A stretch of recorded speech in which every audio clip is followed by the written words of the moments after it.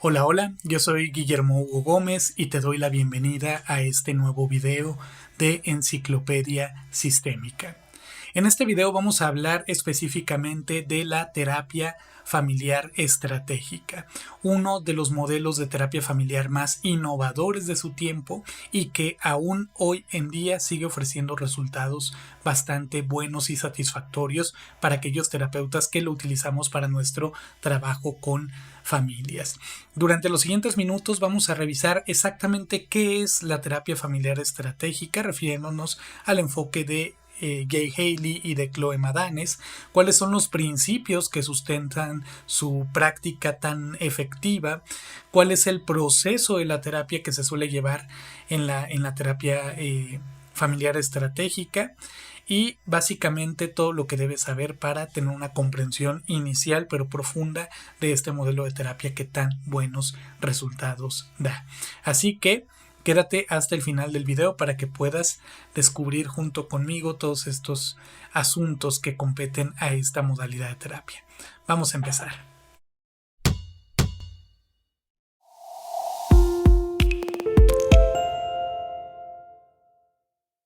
Comenzaremos, desde luego, por definir qué es la terapia familiar estratégica. En ese sentido, podemos decir que la terapia familiar estratégica es un enfoque terapéutico desarrollado principalmente por Gay Haley y Chloe Madanes en la década de 1970. Este modelo se caracteriza por su orientación hacia la resolución de problemas específicos al corto plazo, centrándose principalmente en las interacciones familiares actuales que mantienen el problema. La terapia estratégica ve a los problemas como parte de un sistema familiar más amplio y busca cambiar los patrones de interacción disfuncionales dentro de la familia. Lo que distingue a la terapia familiar estratégica de otros enfoques de terapia familiar es su énfasis en intervenciones prácticas y dirigidas, donde el terapeuta toma un papel activo en el diseño de estrategias para provocar cambios rápidos. Utiliza, como veremos más adelante, técnicas como la asignación de tareas, el uso de paradojas, la reestructuración de patrones familiares, entre otras, para poder lograr sus objetivos. Entonces, esta definición nos va ayudando a definir qué no es la terapia familiar estratégica y qué es. Y como se habrán dado cuenta, entre esta definición y la definición que hemos visto en otros videos, por ejemplo, sobre la terapia familiar estructural, parece no haber demasiada distancia o demasiada diferencia. Sin embargo, son modelos, aunque son modelos muy relacionados, espero que para el final de este video no solamente aprendas mejor qué es la terapia familiar estratégica, sino que además te quede clara cuáles son sus principales diferencias con la terapia familiar estructural. Pasemos ahora a otro punto importante. Ustedes ya saben que a mí me gusta hablar de historia para comprender mejor todo esto que tiene que ver con la terapia, y abordaremos el tema del origen de la terapia familiar estratégica. La historia de la terapia familiar estratégica se entrelaza con el desarrollo más amplio de la terapia familiar, en términos generales, surgiendo como una alternativa innovadora al enfoque psicoanalítico que era el que reinaba monárquicamente el campo de la psicoterapia en la década de 1950. Las raíces de la terapia familiar estratégica, como de la mayoría de los modelos de terapia familiar y como todos los modelos de la terapia sistémica, se remontan al trabajo pionero de Gregory Bateson y de su equipo de investigación, de quienes ya hemos hablado extensamente en videos anteriores de este canal, los cuales comenzaron a estudiar los patrones de comunicación en familias, específicamente en las familias que tenían a un miembro esquizofrénico. Este proyecto de investigación se extendió desde el año de 1952 hasta el año de 1958 y fue fundamental para sentar las bases de los enfoques sistémicos en terapia familiar. Entre los participantes clave de este proyecto se encontraba Gay Haley, que más tarde se convertiría en la figura central del desarrollo de la terapia familiar estratégica.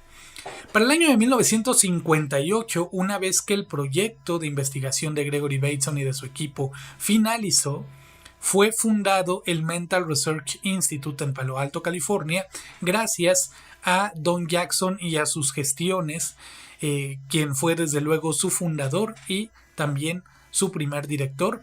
Y de este centro, desde luego, formaría parte también Jay Haley.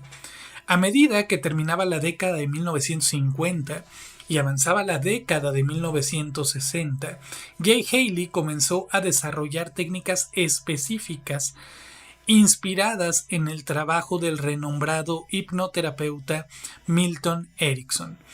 Aunque Erickson no era específicamente un terapeuta familiar, como también ya lo hemos mencionado en otros videos, su manera tan particular de hacer hipnosis y de hacer psicoterapia influyó fuertemente en el desarrollo de todos los modelos sistémicos de psicoterapia, pero sobre todo y particularmente en el desarrollo del modelo de la terapia familiar estratégica. Haley, buscando refinar sus métodos y un poco salirse de lo que había estado viendo ya durante bastante tiempo en Palo Alto, primero con el equipo de Bateson y luego con el Mental Research Institute. En la década de 1960 decide moverse el lugar y se traslada a Filadelfia, específicamente a la Philadelphia Child Guidance Clinic, donde continuó desarrollando y aplicando estas nuevas técnicas. Tenemos aquí la foto de Jay Haley. Jay Haley en Filadelfia se conoce con Chloe Madanes, quien posteriormente se convertiría en su pareja sentimental, en su esposa, y ambos formalizarían más adelante, en la década de 1970, el modelo de la terapia familiar estratégica. Ellos dos publicaron por separado, o sea, cada uno de manera individual, pero provenientes del trabajo en conjunto, algunas obras. Chloe Madanes, por ejemplo, publicó el libro de terapia familiar estratégica en el año de 1981. Y Jay Haley ya había publicado anteriormente, por ejemplo, el libro de terapia para resolver problemas en el año del 66, el libro de terapia no convencional basado en las técnicas de Milton Erickson en el año de 1973, y pues esto ya vendría configurando lo que se formalizaría después en el libro de terapia familiar estratégica de Madanes de 1981. Estos libros ayudaron a consolidar y a difundir los principios y las técnicas de este enfoque específico de la terapia familiar. Después de estar en la Philadelphia Child Guidance Clinic, Madanes y Haley fundaron el Instituto de Terapia Familiar de Washington, D.C., en donde hicieron su centro de formación de terapeutas y de atención psicoterapéutica a familias. Durante la década de 1980 y de 1990, la terapia familiar estratégica continuó expandiéndose y continuó refinándose. Se aplicó también a una gama de problemas familiares más amplia cada vez y comenzó a integrar ideas también de otras escuelas en terapia familiar, por ejemplo, entre ellas la escuela de la terapia familiar estructural de Salvador Minuchin, porque como ya lo vimos en el video de la terapia familiar estructural, Minuchin y Haley se conocen en la Philadelphia Child Guidance Clinic y los dos influyen mutuamente en sus respectivos enfoques de terapia. En los últimos años, por ahí de la primera década de los 2000, la terapia familiar estratégica fue enseñada principalmente de vuelta a casa, como dirían, en el Mental Research Institute, que tenía en ese entonces dos centros de formación para psicoterapeutas. Por un lado, el centro de terapia breve, que se encargaba de enseñar el modelo de terapia breve de resolución de problemas, un modelo original del Mental Research Institute, y por el otro lado, el Centro de Terapia Familiar Estratégica, dirigida por Eileen Babrow. Esto pues se termina eventualmente cuando el edificio del MRI es vendido desgraciadamente.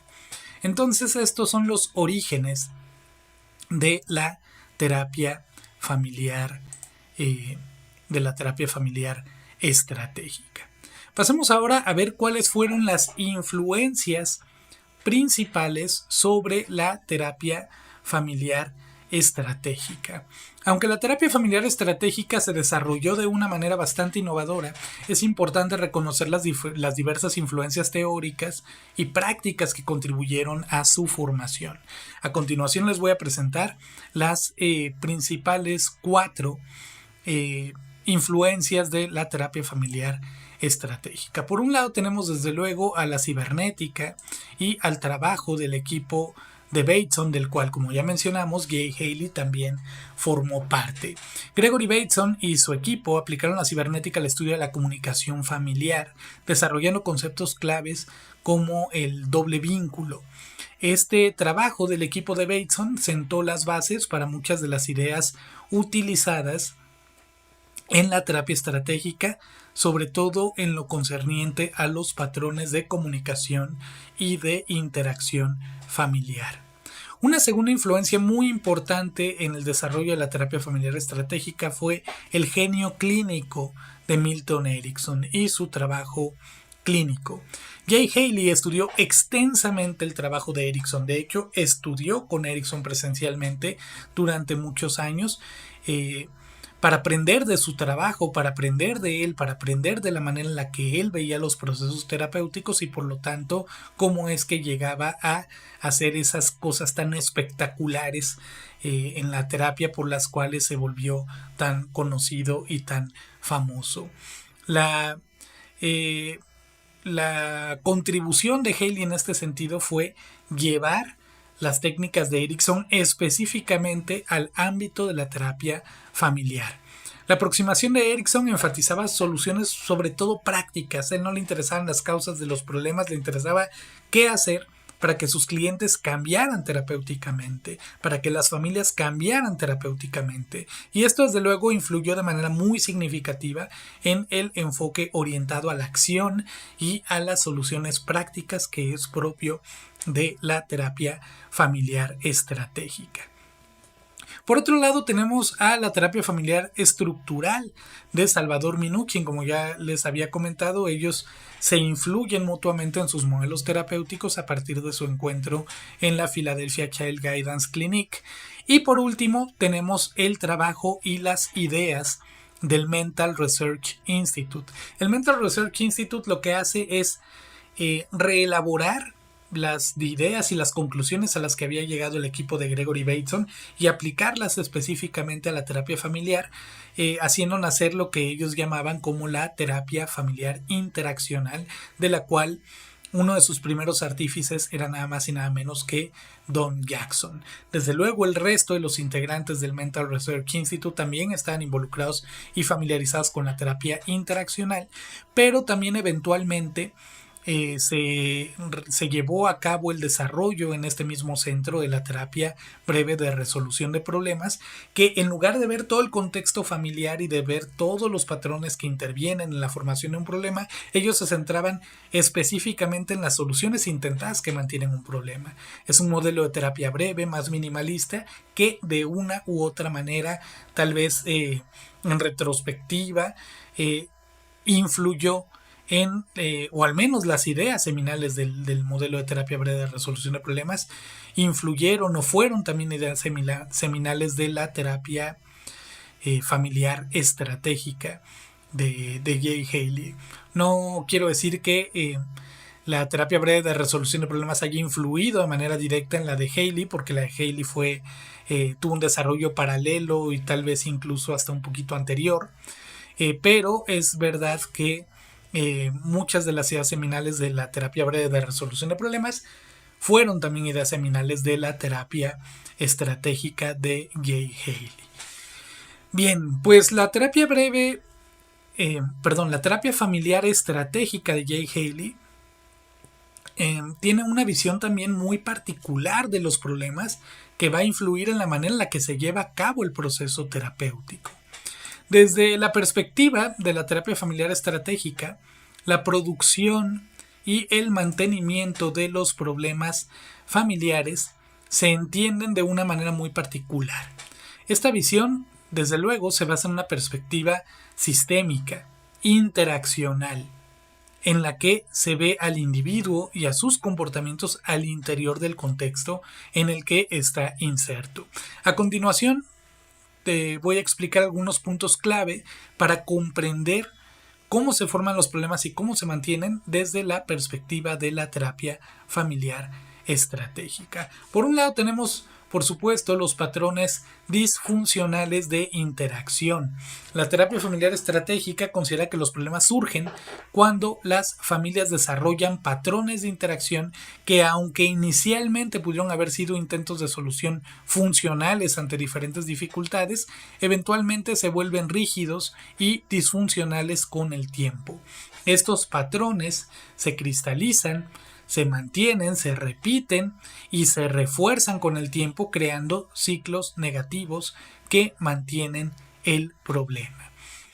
El concepto de intentos fallidos de solución también está presente en la terapia familiar estructural y se refiere a la tendencia paradójica de que muchos problemas se mantengan justamente debido a los intentos de los familiares o de los miembros de la familia por resolverlos. Cuando las soluciones intentadas no funcionan y se repiten una y otra vez, estas pueden exacerbar el problema original o incluso pueden crear nuevos problemas. Este concepto es conocido como más de lo mismo y es fundamental en la comprensión estratégica de la persistencia de los problemas que tienen los individuos y que surgen en su contexto familiar.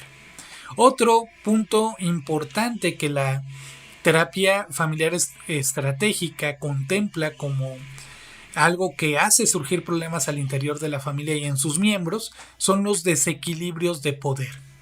Los problemas pueden surgir y mantenerse debido a desequilibrios en la distribución del poder dentro de la familia. Esto puede manifestarse en jerarquías disfuncionales, en luchas de poder entre los miembros de la familia, en luchas por cómo definen cada uno la naturaleza de su relación con los demás y si los demás aceptan o no esta naturaleza de la relación, entre muchas otras cosas. Se me olvidaba también este punto, las coaliciones disfuncionales también son parte de los desequilibrios en el poder. Entonces esta es otra clave importante que sirve para comprender los problemas desde esta perspectiva de la terapia familiar. Otro punto es la comunicación disfuncional, los patrones de comunicación inadecuados, como la comunicación indirecta, la comunicación oscura, los dobles mensajes, los dobles vínculos, las paradojas comunicacionales, la falta de claridad en la expresión de las propias necesidades, etcétera, crean problemas familiares y exacerban incluso también los problemas ya existentes. La resistencia al cambio es, por supuesto, también otro punto de interés. Es vista como una forma de mantener la homeostasis familiar a una costa de que esto pueda llegar a ser generador de problemas, como ya lo hemos mencionado. Porque, pues bueno, la homeostasis familiar puede contribuir a que los problemas se mantengan y se perpetúen. Esto puede surgir del temor natural de muchas familias o de muchas personas a que el cambio o a que los cambios generen más problemas y que estos desafíen el status quo de cada uno de los miembros de la familia. Entonces, cambios asociados a este otro punto que también está relacionado con esto, por ejemplo, al ciclo vital de la familia, el hecho de que alguien se case, el hecho de que un miembro de la pareja adquiera un nuevo trabajo, puede amenazar la homeostasis familiar, puede generar una resistencia homeostática por parte de los miembros de la familia y generar una homeostasis disfuncional y por lo tanto también más y más problemas. El ciclo de vida familiar se refiere a estas etapas que son normales que las familias vayan teniendo a lo largo de toda la vida familiar. Por ejemplo, el nacimiento de los hijos, la adolescencia de ellos, la etapa del nido vacío, la jubilación, la muerte de uno de los seres queridos. Son etapas por las que pues la mayoría de las personas que formamos un núcleo familiar, al menos, y no es esto un juicio de valor, sino una característica descriptiva, ¿no? Dentro de la normalidad de las familias de Occidente, pues vamos a ir viviendo y vamos a ir experimentando. Los pasos de una etapa del ciclo vital a otra etapa del ciclo vital puede generar reacciones homeostáticas en los miembros de la familia y generar los mismos problemas que las resistencias al cambio generan. Las reglas familiares rígidas también suelen ser fuente de problemas en las familias. Las reglas familiares implícitas o explícitas que son demasiado rígidas o que son inapropiadas para las circunstancias actuales de la familia pueden generar y mantener problemas al no permitir esta flexibilidad que lleva a las adaptaciones necesarias a los cambios que se tienen que ir produciendo a cada momento. Entonces, resumiendo todo esto, los problemas no son vistos como inherentes a los individuos, sino más bien como producto de las interacciones dentro del sistema familiar y de las interacciones entre la familia y su entorno, o entre los miembros de la familia entre ellos, o entre ellos y su entorno, etc. Bien. Viendo esto, tomando en cuenta esto, ¿cuáles serían los objetivos, por lo tanto, de la terapia familiar estratégica? Pues desde luego que los objetivos que va a buscar un terapeuta estratégico tienen que ver con esta gama de problemas en particular. Serían básicamente reequilibrar las relaciones de poder y las jerarquías al interior de la familia, interrumpir los patrones disfuncionales y los intentos de solución fallidos que mantienen los problemas, los patrones de interacción disfuncionales.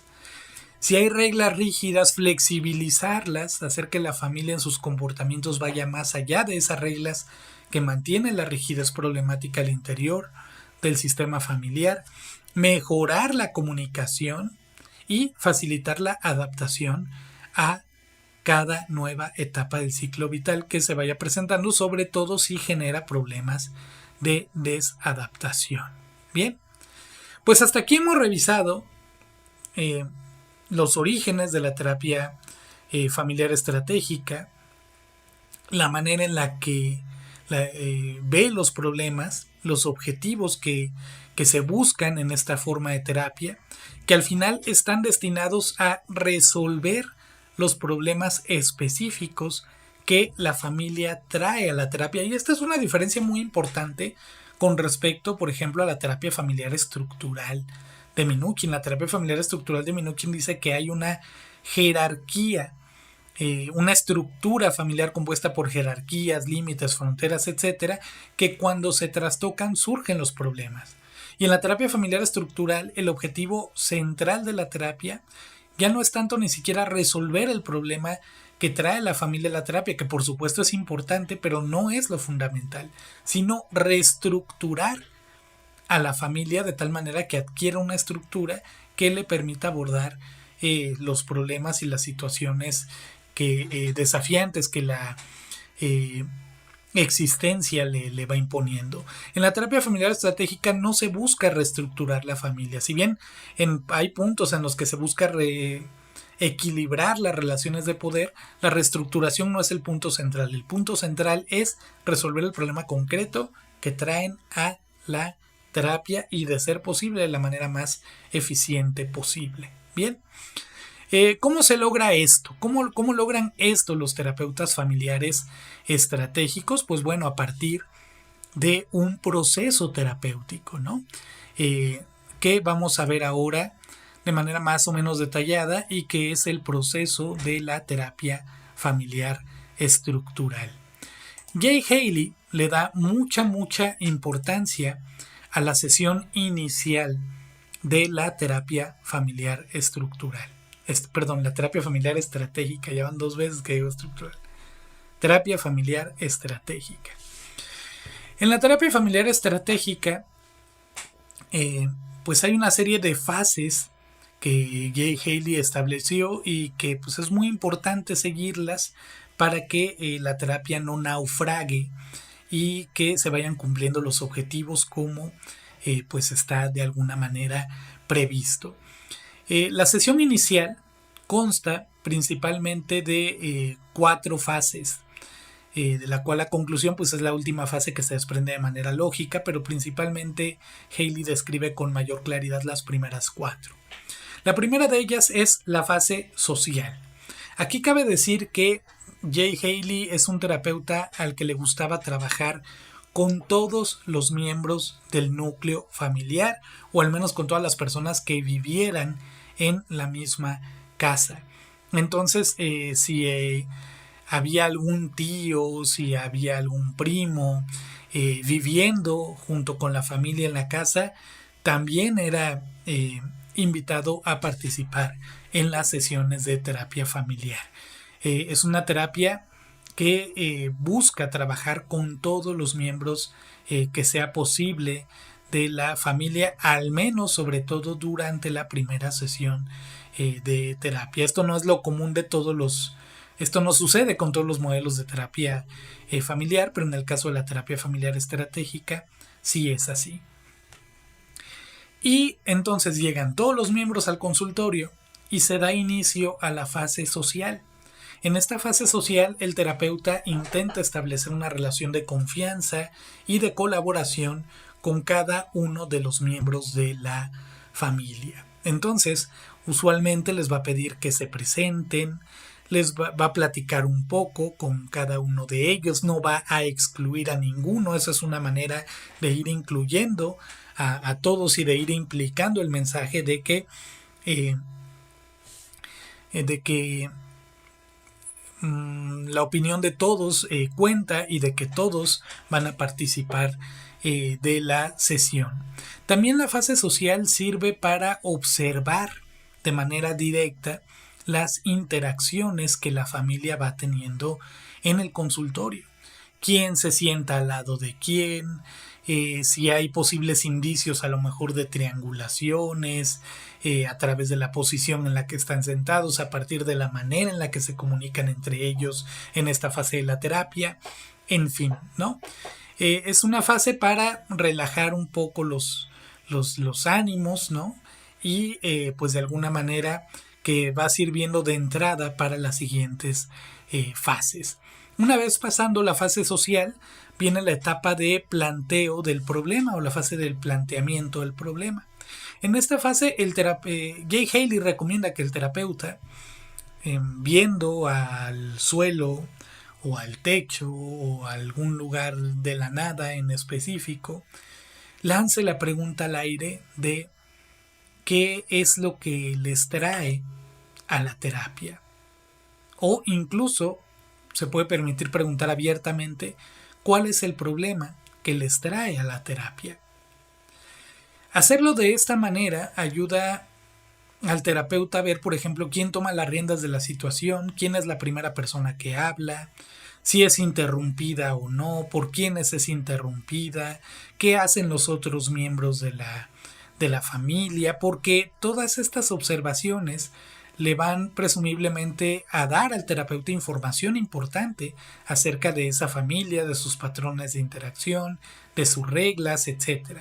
Por ejemplo, si uno de los progenitores comienza a hablar del problema y un hijo comienza a llorar y lo atienden y después de que ha dejado de llorar se retorna a hablar del problema y el hijo vuelve a llorar, pues probablemente eso te esté dando una información importante acerca de cómo está funcionando esa familia en particular.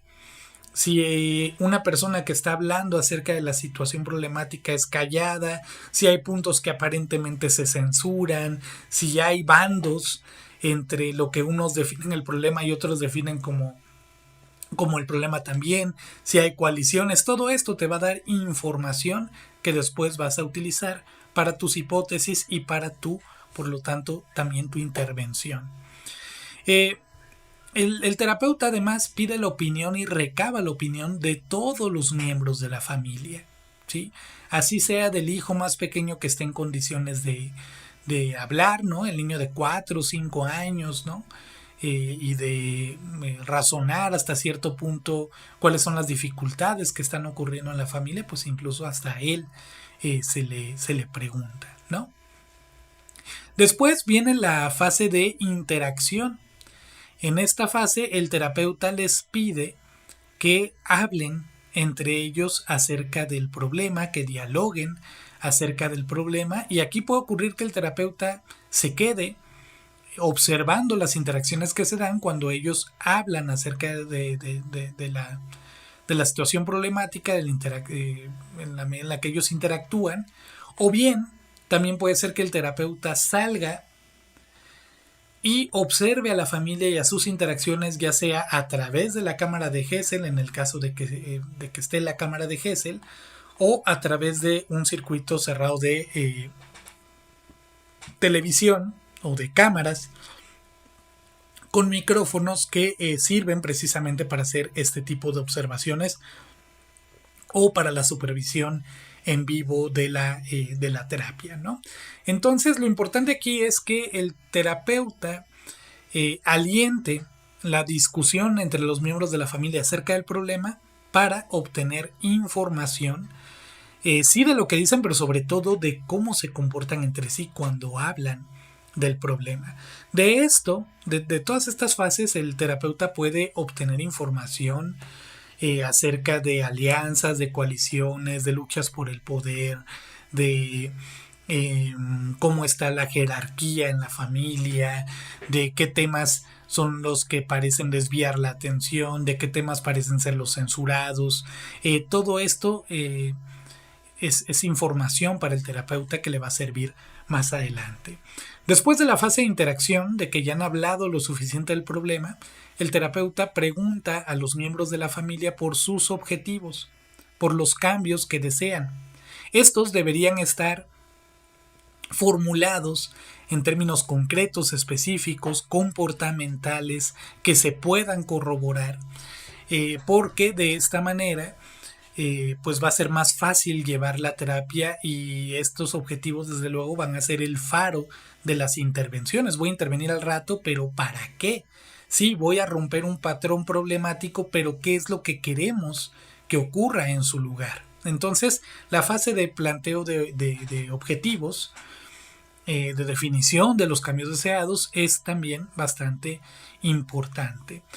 La primera sesión concluye una vez que se han definido con claridad tanto el problema como los objetivos del tratamiento, y que el terapeuta haya podido recolectar la información de lo que le dicen, pero también de lo que ha observado y que es la información necesaria para empezar a elaborar sus intervenciones. De acuerdo con Haley, el objetivo de la primera sesión es obtener la información necesaria para poder, y esto es muy importante, impartir directivas a la familia que faciliten el cambio terapéutico. En muchas ocasiones, sobre todo los terapeutas más experimentados, para el final de la sesión ya tendrán una directiva lista para impartir a la familia, alguna tarea que les van a dejar, algún ejercicio que van a realizar dentro de la sesión. Pero en el caso de que no sea así, como suele suceder con los terapeutas principiantes, más novatos, el terapeuta puede darse el tiempo necesario hasta la siguiente sesión para empezar a impartir directivas. Y aquí hemos hablado de algo muy importante, que es específicamente el uso de las directivas, ¿no? Según Jay Haley, y esto tiene que ver con lo que se rescata del trabajo del equipo de Gregory Bateson, que es el trabajo de la comunicación humana, ¿no? Recordando el axioma de que no es posible no comunicar, Haley dice que tanto el paciente como el terapeuta se están influyendo mutuamente todo el tiempo. Sin embargo, la responsabilidad del terapeuta es influir de manera activa, de manera directiva si es necesario, en el cliente para provocar un cambio en su comportamiento que derive eventualmente en cambios terapéuticos y que hagan que el problema que trae la familia a la terapia sea, por lo tanto, resuelto. ¿Sí?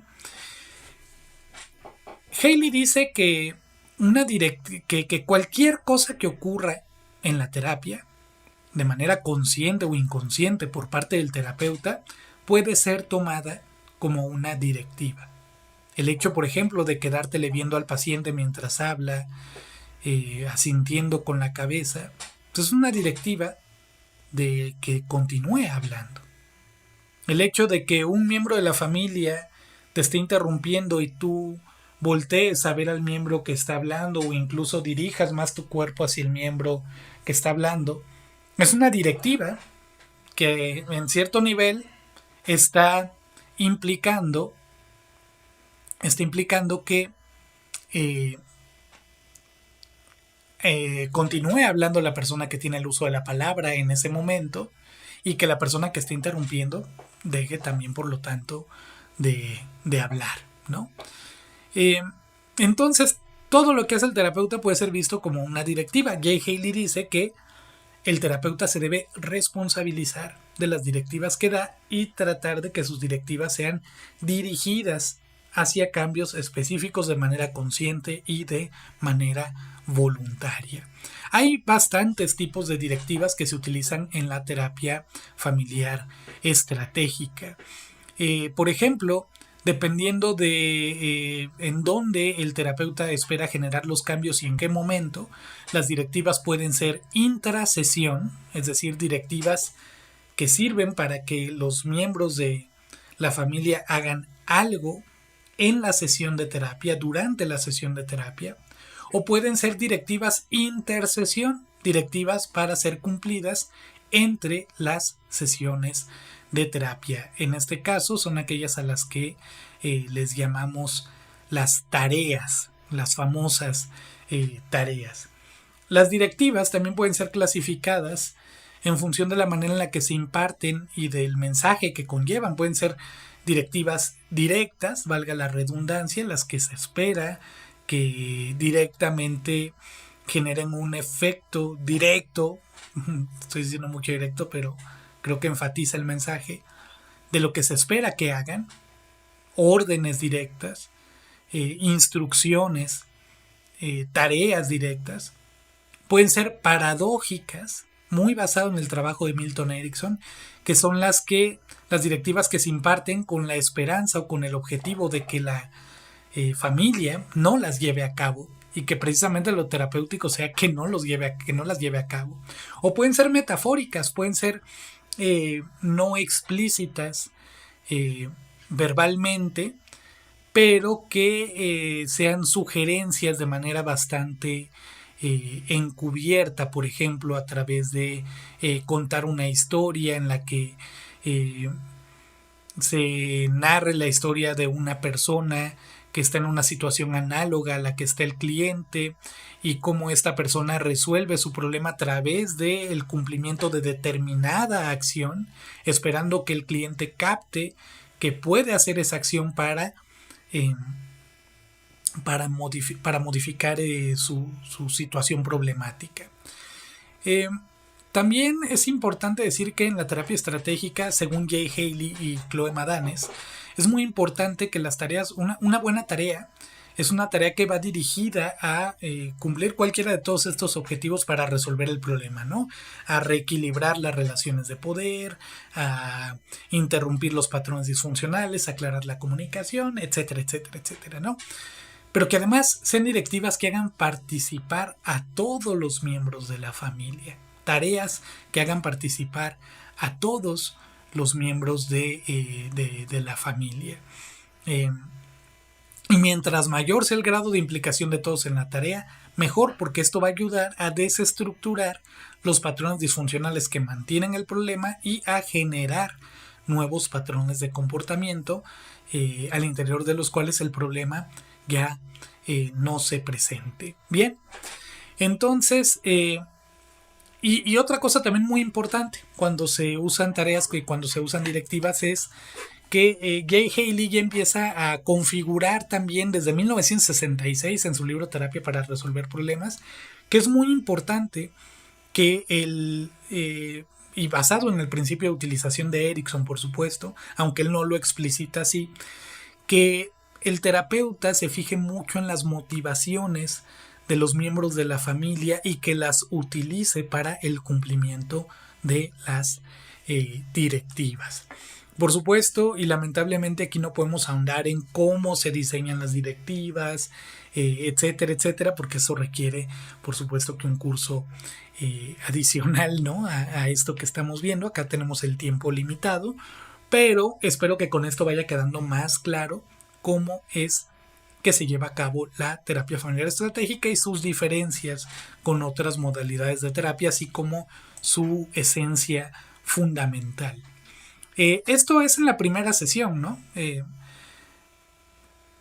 Muy probablemente el terapeuta, o probablemente si es un terapeuta experimentado, el terapeuta ya habrá impartido una directiva antes de finalizar con la primera sesión. ¿Cómo continúa la terapia? Bueno, las sesiones subsecuentes comienzan preferentemente con la revisión de las tareas asignadas y con la recolección de la información de lo que ha ocurrido a partir de que las tareas se han llevado a cabo. Si no se han llevado a cabo, tampoco es visto como un fracaso totalmente, porque eso también nos da información de los mecanismos homeostáticos que pudieron haber hecho que la tarea no se llevara a cabo, de la falta de convencimiento por parte de los miembros de la familia para llevar a cabo dicha tarea, cualquier cosa que resulta útil como información para ajustar las intervenciones, ¿no? Entonces, eventualmente el terapeuta ajusta las intervenciones, va dejando nuevas tareas y así se va dando el proceso de la terapia hasta que la terapia concluye, cuando los miembros de la familia consideran que sus objetivos ya han sido alcanzados o que el problema ya se resolvió. Bien, conclusiones entonces. La terapia familiar estratégica es un enfoque que fue muy innovador en su tiempo, un enfoque pragmático, basado en lo sistémico y con énfasis en soluciones a corto plazo, en intervenciones directivas y en el papel activo del terapeuta que le distingue de otros modelos de la terapia familiar. La terapia familiar estratégica reconoce la complejidad de los sistemas familiares y busca generar cambios significativos mediante la modificación de patrones de interacción disfuncionales. La visión del síntoma como una metáfora de los problemas familiares más amplios permite abordar las dificultades desde una perspectiva sistémica, promoviendo soluciones que benefician a toda la familia. Aunque puede ser desafiante tanto para el terapeuta como para la familia debido a su naturaleza directiva y a veces paradójica, la terapia familiar estratégica ha demostrado ser efectiva en muchos casos, especialmente cuando se requieren cambios rápidos y concretos. Sin embargo, como ocurre con todos los enfoques de terapia, no es una panacea y su efectividad va a variar según las circunstancias, la flexibilidad del terapeuta, la relación terapéutica, entre bastantes otras cosas. La terapia familiar estratégica influyó en el desarrollo también de muchos modelos posteriores de la terapia familiar y hoy en día sigue siendo utilizada por bastantes terapeutas en todo el mundo debido a su efectividad. Y pues bueno, esto era lo que les quería compartir sobre este modelo de terapia. Es un modelo que yo ya me había propuesto hace mucho tiempo hacer aquí para el canal. Espero que les sea de mucha utilidad, que les ayude mucho. Si les ha gustado este video, compártelo en tus redes sociales, eso nos ayuda mucho. Dale like, suscríbete al canal. Para que podamos mantener este proyecto en marcha. Te recuerdo también que hay otras maneras de apoyar este proyecto, por ejemplo económicamente a través del Super Gracias, que es un botoncito que está aquí abajo, tiene un corazón con un signo de dólares o de pesos. Si a ti te ha resultado útil y consideras que vale la pena mantener este proyecto, pues puedes apoyarnos con un super gracias eligiendo la cantidad que tú decidas. Pues esto ha sido todo por el video del día de hoy.